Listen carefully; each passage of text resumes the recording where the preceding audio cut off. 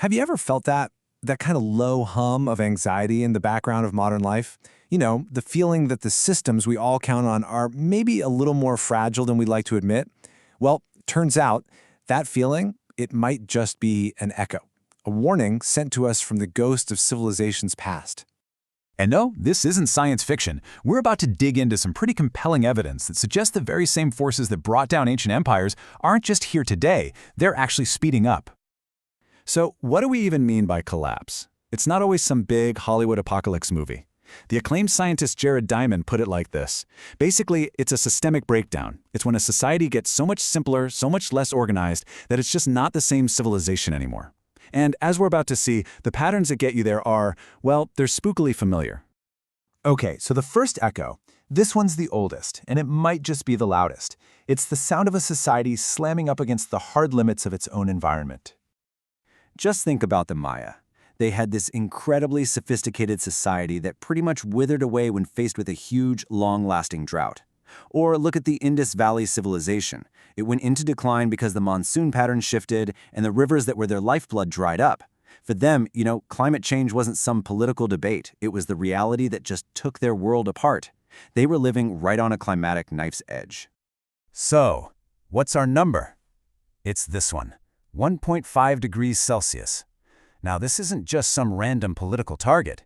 It's a real geophysical threshold. Scientists are warning us that if we cross it, we could set off irreversible tipping points, like the collapse of major ice sheets. It is the modern version of the Maya's rains failing, but it's happening on a planetary scale.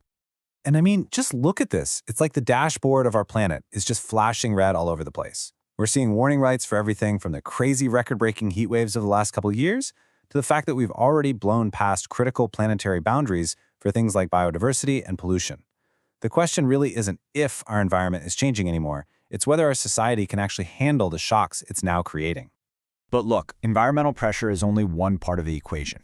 A lot of the time, the knockout blow doesn't come from the outside. The really dangerous cracks, they start to form from within. Take a look at the late Roman Empire.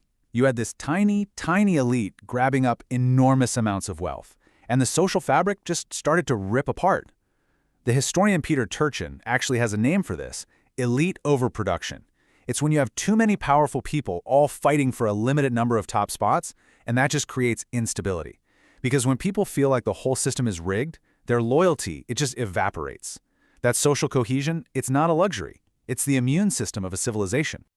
So, how does our Great Divide stack up against, say, ancient Rome? Just think about this one number, 24. That is the number of people who now own as much wealth as the poorest 4 billion people on this planet. Just let that sink in for a second. 4 billion.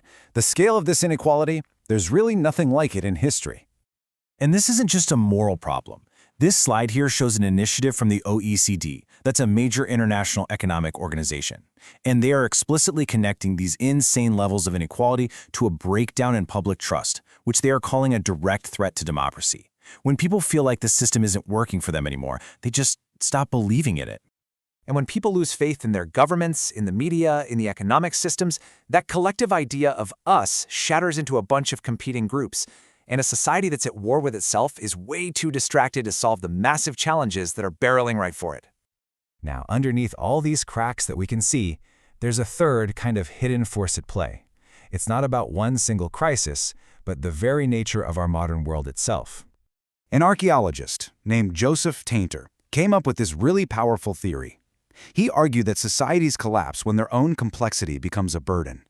They keep adding all these layers of bureaucracy and technology to fix problems, but eventually the cost of just keeping the whole thing running becomes too high. The solutions start creating more problems than they actually fix. And this cycle, it's like a slow, creeping trap. A new law gets passed, a new government agency is created, a new piece of tech is rolled out. Each step makes perfect sense at the time. But over decades, the whole system becomes this enormous, energy-hungry machine. And eventually, the resources you need just to maintain the status quo are astronomical, and the whole structure just gets brittle. And yeah, that brings us right to today. Our globalized world is, without a doubt, the most complex system humanity has ever built. It's a miracle of efficiency, sure, but all that interconnectedness is a double-edged sword. We saw it when that one ship, the Ever Given, got stuck in the Suez Canal and just wrecked global trade. We saw it when a microchip shortage in one country brought car production to a halt around the world. A tiny disruption can now set off these cascading failures across the entire planet. So there they are, the three echoes. An environment at its breaking point, a society fractured by historic inequality, and a system so complex it's become fragile. It's a pretty sobering picture, but this isn't just the story about the past. This is where our story starts, and this is where it gets different. And this right here, this is the crucial difference. The Maya didn't have climate models showing them what would happen decades down the road. The Romans didn't have real-time data tracking wealth concentration. They were basically flying blind straight into a storm. We, on the other hand, we can see the storm forming. We are drowning in data. We can hear these echoes loud and clear. And that is the whole point. History has handed us a roadmap of all the pitfalls. Our awareness of these patterns is our single greatest advantage, an advantage that no civilization before us ever had. The echoes are clear, but the outcome isn't set in stone. The ending to this story, it is not yet written. So I'm going to leave you with this to think about. The environmental reckoning, the Great Divide, or the complexity trap? Which one of these echoes rings the loudest for you right now? Let us know what you think down in the comments. Thanks for going deep with us on this one. If you enjoy peeling back the layers of our world and trying to understand the big systems that shape our lives, make sure you subscribe. We've got plenty more to explain.